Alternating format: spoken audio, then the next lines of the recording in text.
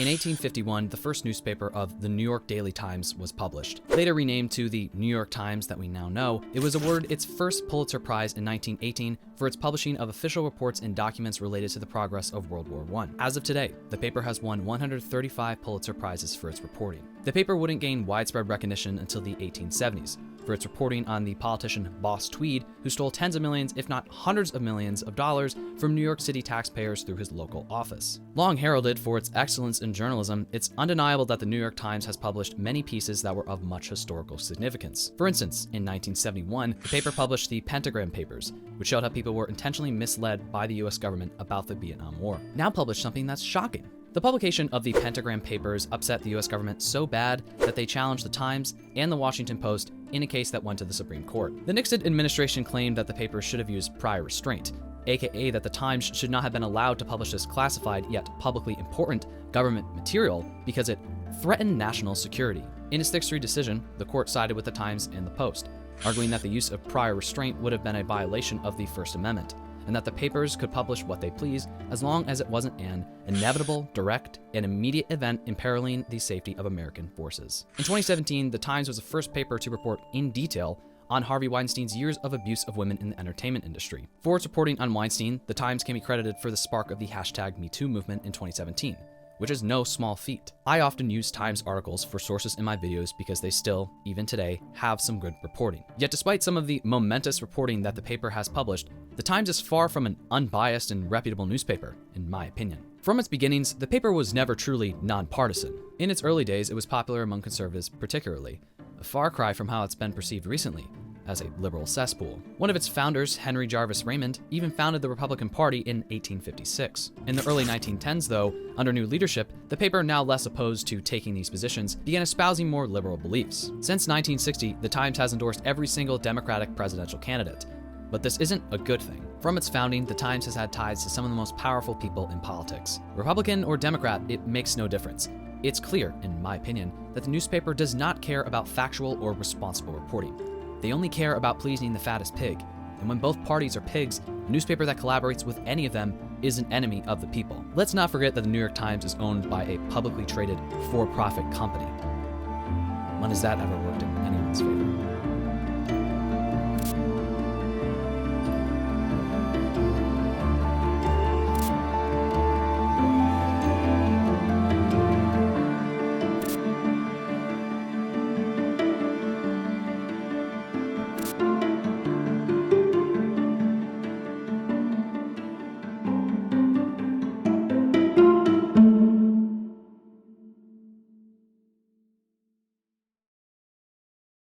One of the most recent and controversial examples of how much the Times has degraded, though I'd argue it's always been a questionable at best newspaper, was Ezra Klein's opinion piece on Charlie Kirk. Charlie Kirk was practicing politics the right way. Already, if you know anything about Charlie Kirk in the slightest, you know this article is going to be utter horseshit. Charlie Kirk, like most far-right commentators, was not interested in debate.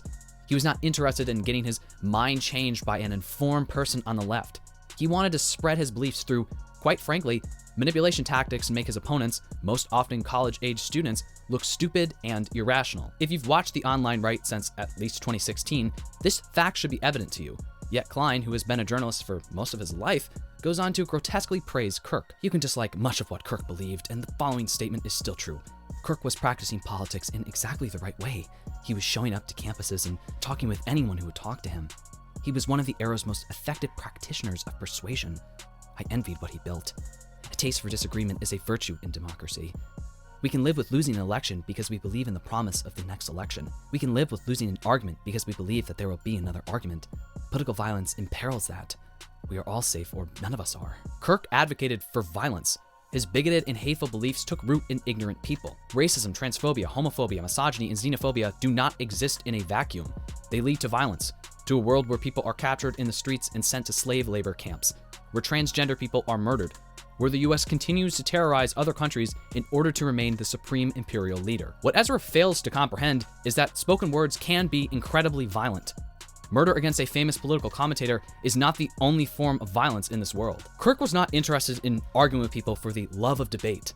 He created a conservative think tank that holds incredible power with political leaders in the United States. Charlie Kirk only wanted to spread his propaganda to the masses, and debating college students was the best way for him to do so. Nothing about his targeting of college students was admirable, nor was his commitment to his beliefs. Nothing about Kirk was admirable. He was a liar, a propagandist, and an evil man who spent most of his life advocating for violence. Why must we eulogize such a terrible man? I can understand Klein feeling terror at Kirk's assassination, since he too is a popular voice in politics. He sees himself in Kirk. But unfortunately, that goes for everything else about Kirk too. Klein may do it in a gentler way, but he too argues for violence, endlessly debating as to whether Israel is really committing genocide 2 years into a genocide, and arguing against electing pro-abortion candidates. In September, Klein said that Democrats should run pro-life candidates to make it more likely to win Senate seats in Kansas and Ohio and Missouri. Yet, as abortion reporter and author of the book Abortion, Jessica Valenti writes, all 3 of those states have seen massive pro-choice victories. Kansas voters crushed an anti-abortion ballot measure with 60% of the vote in 2022. Ohio passed an abortion's right amendment in 2023. And Missouri voters approved a pro-choice measure in 2024. As she correctly states, to support a pro-life candidate from any party is morally incomprehensible. And even if it wasn't obvious that most Americans support abortion and that Republicans know it's a losing issue for them, it wouldn't matter because forced birth is still a morally bankrupt policy. Abortion is one of the only progressive issues that Democrats still support and still win on. Yet Klein wants them to abandon even that in order to appeal to people with no morals. Of course he doesn't care. He never would be and isn't impacted by anything this country does that targets marginalized groups. That's why it's so easy for him to side with Charlie Kirk. For Klein, debate can still exist. But for people like me, for the poor, for the people of color, for the immigrants, for the people of Palestine especially, debate is such a laughable concept. Following Klein's pathetic piece on Kirk, famous Black progressive author ta-Nehisi Coates wrote a piece in Variety shaming Klein and others' insistence on sanitizing Kirk's life, detailing many of the horrendous things that Kirk openly said and advocated for. In a bold attempt to debate, Klein invited Coates onto his show, the Ezra Klein Show. Creative, I know. Klein attempts to defend himself against Coates by playing a single clip of Hillary Clinton referring to Trump supporters as deplorables, claiming that this is when the Democrats, specifically, began writing people off and therefore furthering a political divide. Klein tries and fails to make the point that this single comment is what led the Democrats down the road of losing in 2024, claiming that comments like these are meant to exclude people who the Democrats might have instead engaged in friendly debate with, and that could have helped them win. Yet he ignores the fact that Democrats consistently abandon moral causes in order to win. Democrats are not some far-left party that are vastly different from mainstream Republican voters. They only have the illusion of being so. Democrats don't care about immigrants. They don't care about transgender people. They don't care about the wealth divide. And they certainly don't care about people from other countries that the US terrorizes. The Democrats have not excluded the right at all.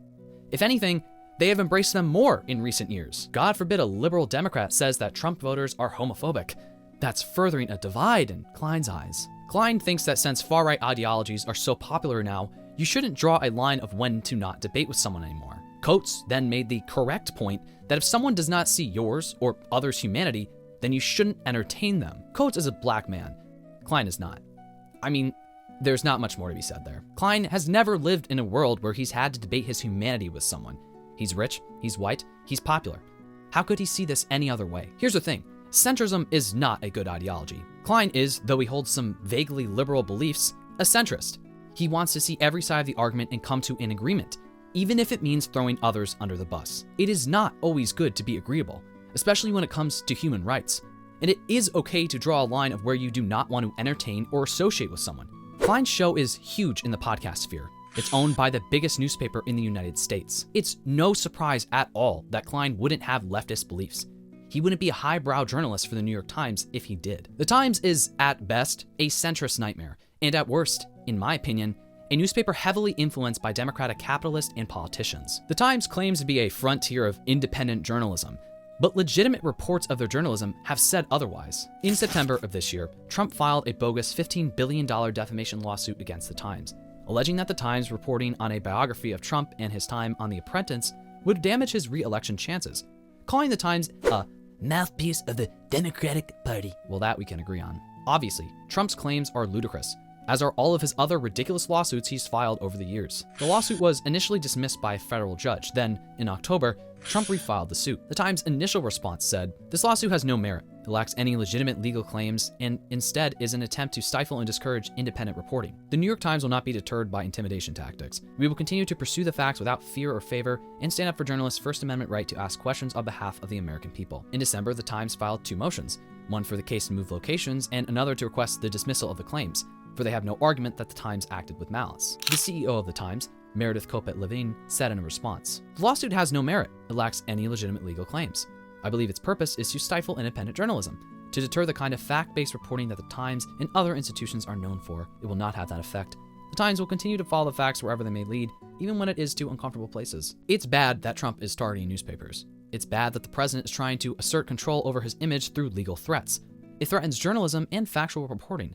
But while the New York Times is now attempting to become a beacon of hope for journalism, defending their right to publish factual and unbiased reporting, for years they have done anything but that, in my opinion. Let's take a look at the Times' coverage of transgender people in America. We all know how that's such a hot button issue, right? The Times has been highly criticized by trans people and allies alike for their, frankly, irresponsible reporting on trans people, particularly trans children. Back in 2023, 200 New York Times contributors signed an open letter in response to the Times' inaccurate reporting, saying they had serious concerns about editorial bias in the newspaper's reporting on transgender, non-binary, and gender non-conforming people. In the letter, it reads, after citing some examples of the Times' poor reporting, "The natural destination of poor editorial judgment is the court of law. Last year, Arkansas's Attorney General filed an amicus brief in defense of Alabama's Vulnerable Child Compassion and Protection Act, which would make it a felony punishable by up to 10 years imprisonment for any medical provider to administer certain gender-affirming medical care to a minor, including puberty blockers, that diverges from their sex assigned at birth." The brief cited 3 different New York Times articles to justify its support of the law.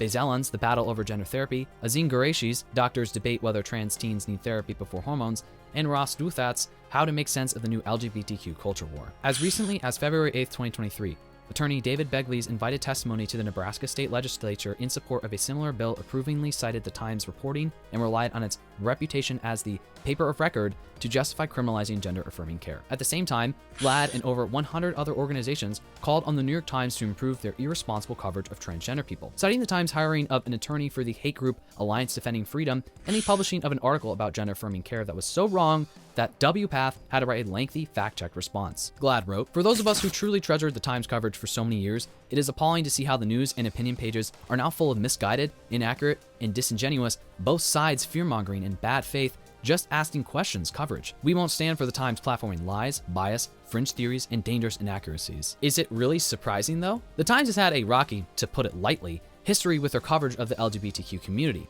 and many other marginalized groups from around the world. They've admitted on their own website that their coverage during the AIDS crisis was judgmental, vague, and reduced to the back of the paper. Since these letters were published, the Times has not changed its coverage of transgender people in the slightest. Weeks after the initial open letter was published, the authors added an amendment to it, saying, "Times leadership has spent recent weeks combing through the 1,200 contributor signatories, as well as the 34,000 signatories who joined in solidarity to find staffers to intimidate." Don't just take their word for it. An article from 2022 titled, "Sport is Again Divided Over Inclusiveness and a Level Playing Field," opens with the Times simply asking questions. Should the primary aim of elite sports be competitive fairness?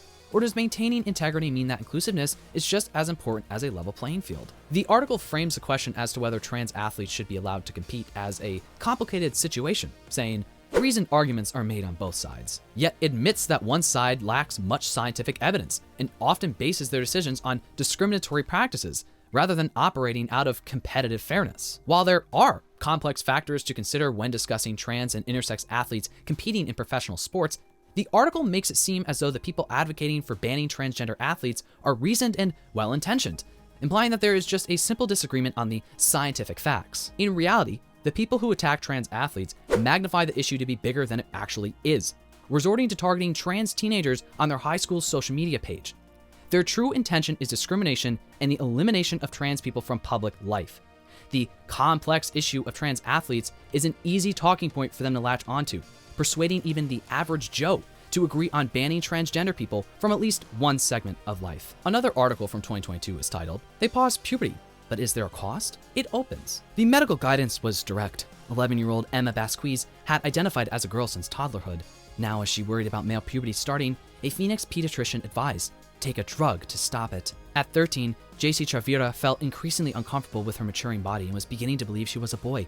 Use the drug, her endocrinologist in Southern California recommended, and puberty would be suspended. An 11-year-old in New York with deepening depression expressed a desire to no longer be a girl. A therapist told the family the drug was the preteen's best option, and a local doctor agreed. Using 2 case examples of children who were not at the time and are not now transgender, the authors of this article framed the use of puberty blockers as a drug to be taken. An accurate word to describe a medical prescription, the word is chosen here because it has a clear negative connotation. Medical experts told them to take this drug. Those doctors who we're supposed to trust were wrong. The authors write, their use is typically framed as a safe and reversible way to buy time to await a medical transition and avoid the anguish of growing into a body that feels wrong. Describing in a single paragraph how puberty blockers can help transgender youth's mental health, and then going on to say that there is emerging evidence of potential harm from using blockers, according to reviews of scientific papers and interviews with more than 50 doctors and academic experts around the world. It goes on to describe how puberty blockers, as determined by the Times in an analysis of 7 studies, cause bone density growth to flatline, and that growth does not rebound after children stop taking the blockers. A rather extreme way to describe the effects of this medicine. It must be dangerous to these children, right? There's going to be a price, said Dr. Sundeep Khosla, who leads a bone research lab at the Mayo Clinic, and the price is probably going to be some deficit in skeletal mass. While some parts of this article do point out very real concerns with transgender healthcare, such as the lack of consistent guidelines across medical boards when prescribing puberty blockers, like when or how long to prescribe them for, the article is clearly biased towards not allowing children to receive gender-affirming care. Take this one section. Republican governors and lawmakers in more than a dozen states are working to limit or even criminalize the treatments, as some in their party also seek to restrict access to sports and bathrooms, ban discussion of gender in public schools, and call into question whether transgender identity even exists. This month, the Florida Medical Board banned medications and surgeries for new patients under 18. Meanwhile, the Biden administration describes transgender medicine as a civil right, and some advocates criticize anyone who questions the treatment's safety. It has these centrist undertones that frames all of this as one big discussion between 2 equal sides. Republicans question whether or not people can even be transgender. Yet the reality is that, while there are some legitimate concerns outlined within the article, the people who want to prove that transgender healthcare is a dangerous and regretful decision for everyone don't want to have a discussion about the scientific facts. They want transgender people to stop existing. To frame their bigotry as concerns related to healthcare would be laughable if it wasn't so irresponsible. Not only that, but science that criticizes transgender healthcare is often weaponized by them in order to push their extreme agendas.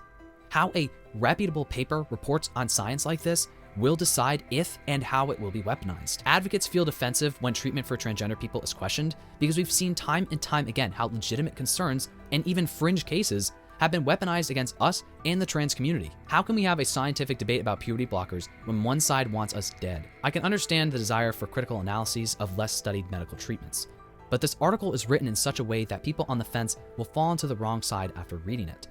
Readers are not simply being swayed by scientific data, they are being swayed by the author's choice of words, their tone of voice. Words have power, and journalists know that. The story discusses 2 children who were negatively impacted by their use of puberty blockers, who decided as they aged that they were not actually transgender, including one who had a severe loss in bone density. It also covers one transgender girl who began taking puberty blockers at the age of 11 and started hormone therapy at 18. The article discusses how she takes calcium, regularly exercises, and undergoes scans that show how her bones are doing. In her case, healthy. When children go on blockers for early puberty, the blockers are intentionally meant to suppress bone growth until their bone density matches their actual age. When children go on blockers for their transgender identity, it can possibly harm their bone health. Articles like this intend to find more evidence of how these drugs affect trans patients specifically, because the age and treatment reason differs from children who take them for precocious puberty. In fact, as reported by Aaron Reed of Aaron in the Morning, a recent Yale review stated, the most recent studies show that puberty blocking drug therapy either has no effect on bone mineral density, BMD, a proxy measure of bone strength, or is associated with a very small decrease. Calcium supplementation has shown to protect patients from bone loss, in that puberty blocking medication has a negligible or small effects on bone development in adolescence, and any negative effects are temporarily irreversible. Also that any reduction in BMD is recovered when adolescents cease taking puberty blocking medication, whether or not they continue to gender-affirming hormone therapy. The Times article ends, less vitriol, more science, which would be a nice statement if the Times was known for its scientific and non-vitriolic reporting on trans people. The word choice is a choice, an irresponsible one at that. Another article published after the US v. Scrimeti ruling from this past summer recollected on how, for a time, LGBTQ rights seemed to be improving in the US, with the general population agreeing that gay people should marry. that trans people should use the bathroom they want. But with Skrmetti, it says, the movement bet its future on a far more fraught question: whether children have a constitutional right to treatments that halt and redirect their physical adolescence. Not for the first time in the long arc towards LGBTQ equality, the breaking point of wider acceptance was children. The author, Nicholas Confessore, quotes a trans activist. There are a lot of conversations happening right now, said Dana Baer, a physician and longtime trans activist in Maryland. People know the movement is stuck. They know we've gone too far. They know we've lost the thread. Not a great start to the article. Defending children's rights to have access to medical care is not having gone too far. In support of his claims that the trans rights movement have gone too far, Confessore details gender-affirming care for minors, from the Dutch protocol to recent health organization guidelines. Confessore, while at times citing a lack of evidence and questionable health guidelines for transgender care for minors, more often than not takes digs at how radical trans activists have become, claiming that this and their desire to take Skrmetti to the Supreme Court possibly set us back a generation. Not the conservatives who want to eradicate trans people, their own words. Not the lawmakers whose sole goal is to prevent us from being safe and getting medical care. Not the bigots who attack us in the streets. It was us for advocating too far for children's rights to medical care. Confessore writes of how controversial the Skrmetti case was viewed in the trans rights movement. While I personally don't think the argument for the case was the strongest, I also wanted the court to rule in favor of protecting children's rights to gender-affirming medical care, among other things that can now be affected by the court's ruling, such as access to sexual medicine like birth control. If you get a bad ruling on this, it could be really problematic. Michael Ulrich, a professor of health law and human rights at Boston University, told me this spring. If you can't win a challenge to strike down a gender-affirming care ban, it's going to be hard to win other cases around trans rights. For trans people, Strangio seemed to suggest the choice between accepting these harms and gambling on the Supreme Court was no choice at all. Confessore, though, almost seems to revel in the court's decision, not from a factual basis, though that wouldn't justify it either, but from a personal basis. He writes of some trans activists' views on the case. Others, however, saw the Skrmetti case as a tragic gamble built on flawed politics and uncertain science. Over the last decade, they told me, the movement was consumed by theories of sex and gender that most voters didn't grasp or support, radicalizing its politics just as the culture wars reignited and the Supreme Court began moving further right. And as Skrmetti and other lawsuits made their way through federal courts, some of the central medical claims girding the legal case for pediatric gender treatments that decades of thorough study had found them to be safe and effective began to unravel amid growing scrutiny by other doctors and experts. He continues, again claiming that the movement went too far. Along the road to Skrmetti, some believe the LGBTQ movement drove itself toward a cliff and took the Democratic Party with it, chaining the Biden administration to one of the most divisive issues in American politics at a moment of shifting medical consensus and fierce polarization. Confessore then rants about self-ID, an idea that anyone can choose their own gender without needing a medical diagnosis or a medical transition to be respected as who they are by others, or to have their government documents reflect who they are. For decades, trans usually referred to people of one sex who sought medical treatment to help them pass as someone of the opposite sex. Within activist circles, though, that idea began to give way to a concept called self-ID, rooting gender identity in bodily autonomy. Activists argued that all people had the right to determine their own gender, regardless of how they dressed or whether they opted for medical transition. Your self-identified gender, not your physical body, should determine what appeared on your driver's licenses and which bathrooms you could access. I don't exactly understand the problem here. While Confessore makes some points about how self-ID possibly led to looser medical standards for children seeking medical intervention, he more so writes of self-ID like it is a plague, something that shouldn't exist. You should need to jump through hoops in order to get the gender on your license changed. Confessore rants about how concepts of gender have broadened too much, because of course, this is somehow completely connected to children medically transitioning and a landmark Supreme Court case. In the wider culture, concepts of gender were becoming dizzyingly capacious, even confused, challenging the idea of a rigid male-female binary. Academic theorists detached gender from sex entirely, then reimagined it as an infinite spectrum. By the mid-2010s, when Time magazine declared that America had reached a transgender tipping point, a trans person might identify as male, female, or neither. The gender of a gender-fluid person might shift from month to month, day to day. The phrase sex assigned at birth, originally devised to classify babies born with ambiguous genitalia or other rare congenital disorders, was now employed to suggest that biological sex was arbitrary, even a kind of fiction. Gender, not sex, was the inherent quality. I guess we can't use sex assigned at birth anymore, despite it being an accurate term to describe transgender people's bodies. Confessore clearly seems to think that by defining what sex we had at birth, something that can change as a person transitions by changing their sex characteristics, we are fictionally defining biological sex. He seems to think that redefining what sex means is a net negative to trans people, despite the fact that having a broader definition and understanding of biological sex would not only help our acceptance in wider society, but would also benefit those who are intersex or otherwise. He goes on to say that more scientific reviews determined that standards of care were not being followed for children seeking medical transitions, and even that the medicine wasn't helping them mentally. There was now a dawning awareness within the Biden administration, another Biden aide told me, that its allies within the LGBTQ movement had overstated the medical case for pediatric gender-affirming care. Confessori continues to blame radical trans activists for advocating for children's access to medical care, claiming that they ignored scientific evidence that gender-affirming medical care for children didn't help children in order to further their agenda. Again, Republicans didn't intentionally use kids as a jumping-off point in order to ban gender-affirming care for all transgender people.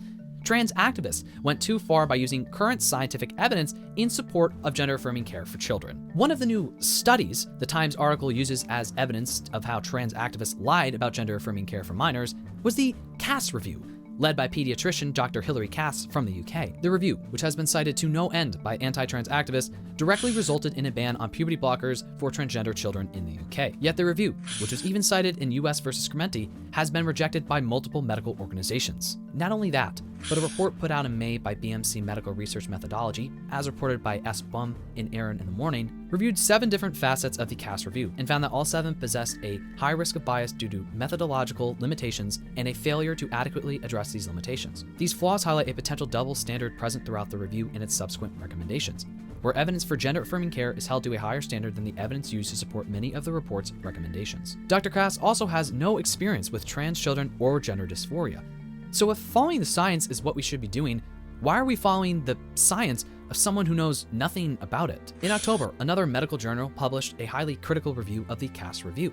The Medical Journal of Australia, in its report, said, "It is difficult to name another field in which regulators impose such a benchmark. Much healthcare and other areas of medicine is guided by evidence of similar or lesser strength." It continues, "The Cass Review's internal contradictions are striking. It acknowledged that some trans young people benefit from puberty suppression, but its recommendations have made this currently inaccessible to all. It found no evidence that psychological treatments improve gender dysphoria, yet it recommended expanding their provision. It found that NHS provision of gender-affirming care for trans people was already very restricted, and that young people were distressed by lack of access to treatment. Yet it recommended increased barriers to estrogen and testosterone for any trans adolescents aged under 18 years. Confessori at one point quotes the lawyer who argued on the prosecution side in US versus Scremeti, wherein he's responding to the publication of the book Irreversible Damage by Abigail Schreier, a book that has been widely criticized by medical organizations, trans people, and activists. For good reason. Confessori notes that Strangio tweeted, "Stopping the circulation of this book and these ideas is 100% a hill I will die on." While I don't agree with the banning of any book, what exactly is the issue of wanting to stop the circulation of the false notion that teenage girls are becoming transgender through a social contagion? Confessori purposefully includes this quote to make it seem like Strangio is ludicrous, radical even, for wanting dangerous rhetoric surrounding trans people to leave the public discourse. Confessori notes towards the end of the article that some other countries did not seek to ban gender-affirming healthcare for minors outright, like Republican states want to do. Rather, they wanted to carefully evaluate treatments to make them safer for kids. By including this, he acknowledges that these outright bans are extreme and not based in science.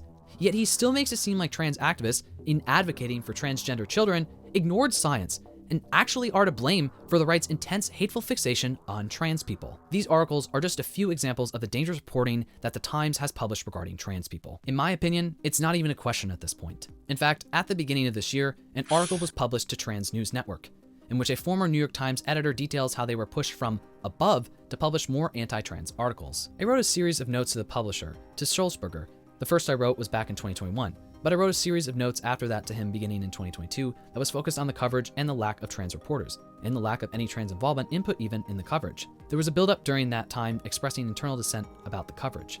After the big protest in 2023, after the expression of dissent, we seemed to think that maybe we can persuade them to improve things. The former editor said that things did not change though, as in 2023, during the height of the dissent, the paper introduced a new communications policy that shut down most forms of internal discussion within the company. After multiple papers were published slamming the Cass Review, she alleges that through conversation, employees were told to avoid coverage of these reports. After Trans News Network published their story, the Times responded with a fact check of the article, claiming that it included numerous falsehoods about New York Times stories on gender identity and maligned some of the journalists involved in the work. While in Sweeney's interview, she stated a few slight inaccuracies in regards to the Times reporting, which you can read about in an article which fact-checked the Times response, the paper still failed to actually address the claims of having an anti-trans bias, a claim that has been backed up dozens of times through their own reporting.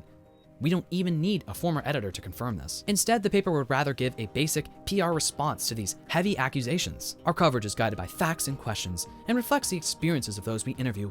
Our work has deeply and accurately covered the lives of trans people and the bigotry they face. Discussions about the cultural changes around gender are part of our coverage too, as well as fiercely contested medical and legal debates about interventions for adolescents. In all this work, our journalists are dedicated toward one aim: fair-minded, fact-based reporting. The New York Times isn't fair-minded or fact-based though, in my opinion. They use this idea of center reporting to hide their grotesque inaccuracies and blatantly dangerous articles about trans people, yes, but also the Palestinian genocide. I would consider the New York Times coverage of Israel's genocide to be the most horrific part of their sham of a paper. You honestly needn't look further than their atrocious headlines to see that the Times does not care on reporting the facts. One headline from September 2024 reads, "Israeli soldiers throw 3 seemingly lifeless Palestinians off of a roof."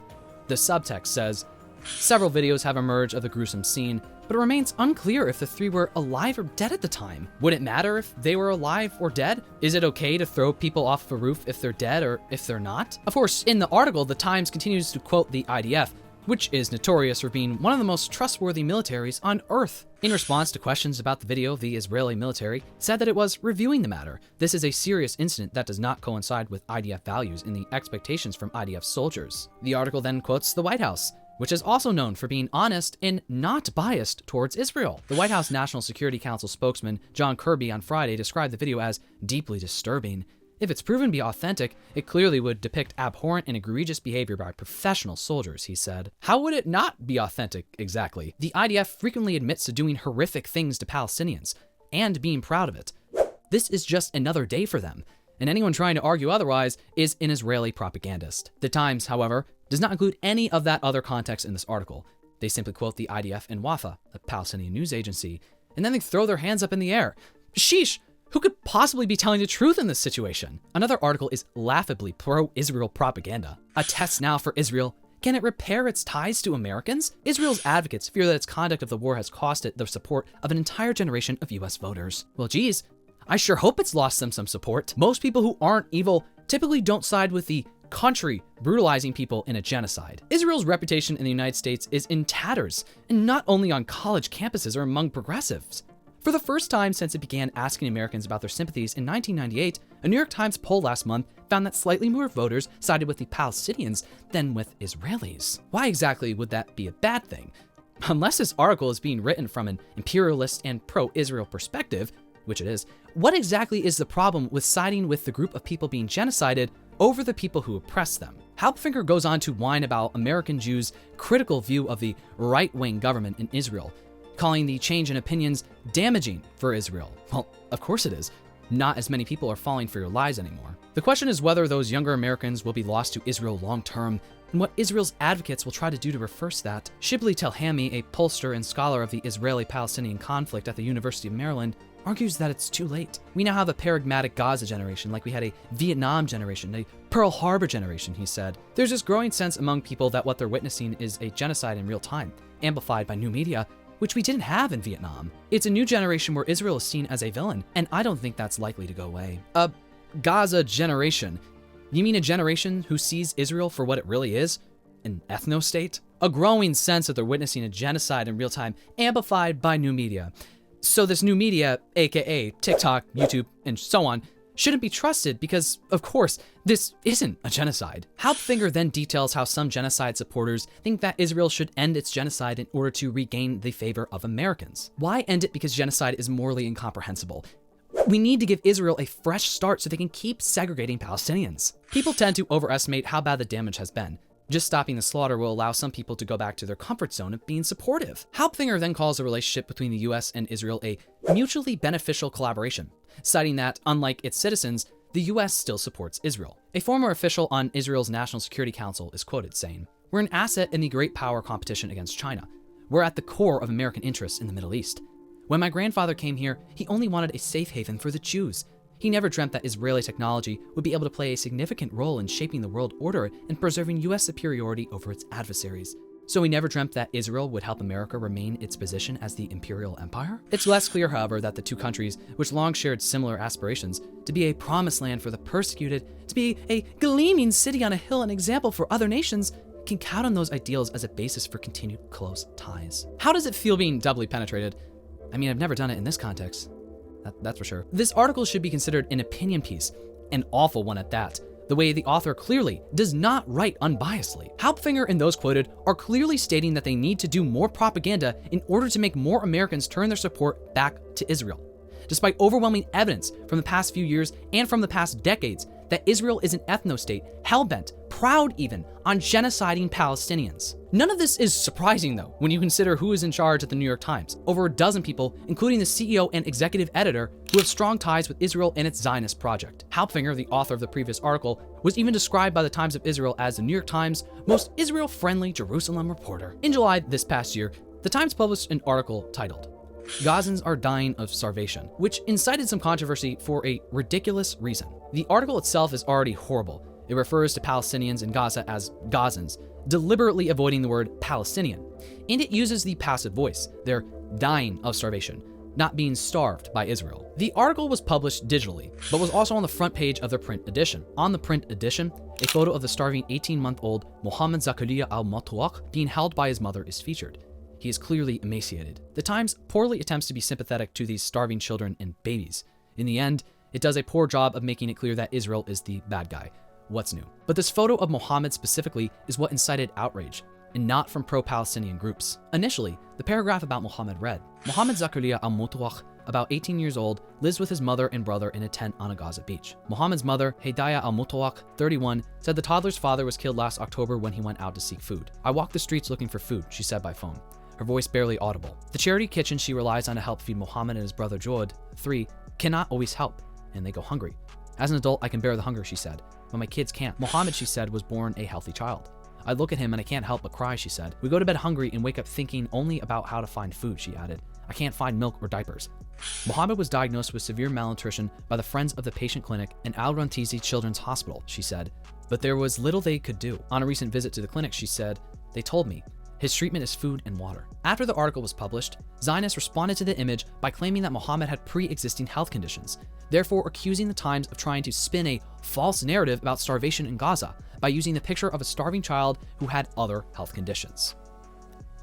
Yeah. The New York Times updated the piece a few days after the article was published, releasing a statement that said, "An article on Friday about people in Gaza suffering from malnutrition and starvation after nearly 2 years of war with Israel lacked information about Mohammed Zakaria al-Matouak, a child suffering from severe malnutrition and whose photo was featured prominently in the article. After the publication of the article, the Times learned from his doctor that Mohammed also had pre-existing health problems. Had the Times known the information before publication, it would have been included in the article and the picture caption. As if it matters whether or not a child had pre-existing health conditions. Starvation is starvation. Of course, a child, a baby, with other health problems will starve faster and die sooner than the rest.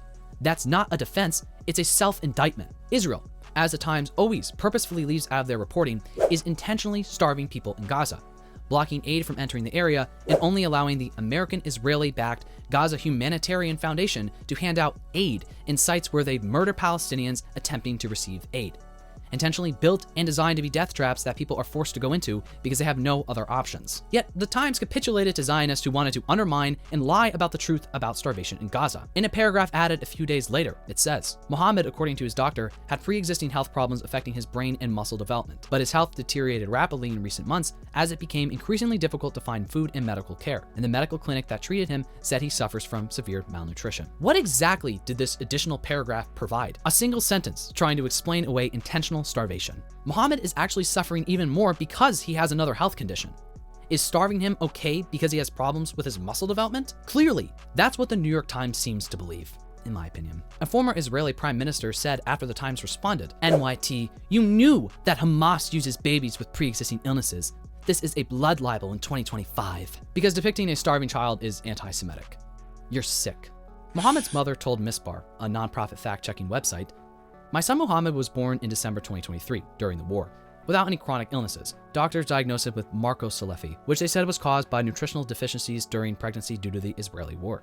Over the past 4 months of displacement, his condition worsened due to the severe shortage of food.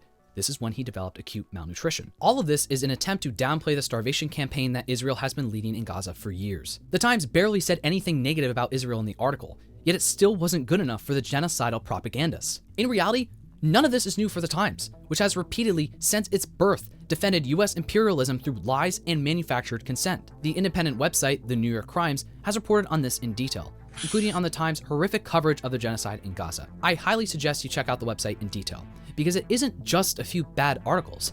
It's a manufactured bias for Israel and the American imperial empire, in my opinion. In 2024, The Intercept reported on an internal memo from the Times in which they instructed reporters to restrict the use of the terms genocide and ethnic cleansing, and to avoid using the phrase occupied territory when describing Palestinian land. The memo also instructs reporters to not use the word Palestine, except in very rare cases, and to steer clear of the term refugee camps to describe areas of Gaza historically settled by displaced Palestinians expelled from other parts of Palestine during previous Israeli-Arab wars. The internal memo was apparently sent out to offer guidance about some terms and other issues we've grappled with since the start of the conflict in October, like whether or not Israel is really occupying territory or committing genocide. An anonymous person from the Times told The Intercept, "I think it's the kind of thing that looks professional and logical if you have no knowledge of the historical context of the Palestinian-Israeli conflict, but if you do know, it will be clear how apologetic it is to Israel." And that's exactly the problem with the Times reporting on Israel's genocide. They use what they describe as neutral language, yet it is anything but. Neutral in this case is pro-genocide. There should be no neutrality in the case of an ethno-state. The New York Times knows this, in my opinion. They know that the language used in their reporting is pro-Israel, but they try to spin it to ignorant idiots and liberal Zionists alike that their neutrality makes them the most trustworthy source for reporting on Israel. It's not biased to state the facts, that Israel is an ethno-state with the sole intent of eliminating Palestinians. But why would the New York Times do that? Issuing guidance like this to ensure accuracy, consistency, and nuance in how we cover the news is standard practice, said Charlie Statlander, a Times spokesperson.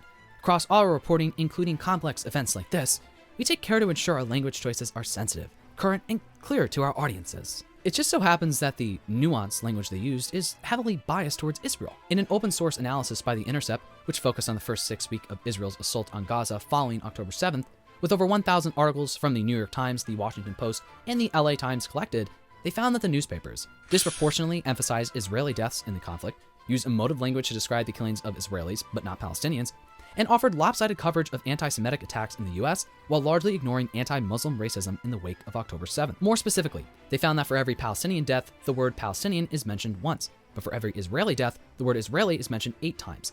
Motive words like slaughter, massacre, and horrific were used to describe the killing of Israelis versus Palestinians 60-1, 125-2, and 36-4, respectively. Only 2 headlines out of 1,100 mentioned the word children in reference to Palestinian children, and only 9 out of 1,100 mentioned the word journalist or reporter in reference to Palestinian journalist, despite the fact that Israel has killed a horrifically high amount of children and journalists, and 87% of mentions of discrimination were about anti-Semitism, versus 13% of mentions about Islamophobia. Anyone who tries to tell you that the New York Times doesn't have an Israel bias is either incredibly stupid or intentionally skewing the facts. It's no coincidence that many of the people in charge of the Times have close ties to Israel. The Times is the biggest American newspaper at the end of the day. And since when have you ever heard of the American media telling the truth? The New York Times has been foundational in journalism. They've created biases for marginalized people for years, manufactured consent for the US and its allies' violent campaigns, and have used language and their standing as the most long-standing and subscribed to newspaper in the US to intentionally distort the facts. While the Times, on occasion, publishes a good story, the paper is operating in the same way they have for decades, in my opinion, as a mouthpiece for the American government and its values. And this, at the end of the day, is too dark for any decent reporting to shine through. Alright, that's it for me and that's it for this video. Let me know down below what you thought about this video. I put a lot of time into the script, so please let me know if I reported on any inaccuracies or if you just have an opinion on what I had to say. Please comment it down below. Feel free to comment anything you want to comment down below. I'd like to give a shout out to my Patreon members who are part of my Alpha and Delta tiers. Thank you so much to Lisbeth Ruiz, Shula Cooper, and Mandy Spitzer. Thank you so much for your continued support. It means so much to me. Thank you to all of my Patreon members. If you want to become a member, the link will be down below. If you like this video, give it a thumbs up. If you like me, you can subscribe. I post videos about whatever I feel like talking about, so if that sounds like your thing, make sure to subscribe and turn the notification bell so you know when I post a video. Anyway, I really hope you all enjoyed this video, but more importantly, I really hope I see you in the next video. You'll be there.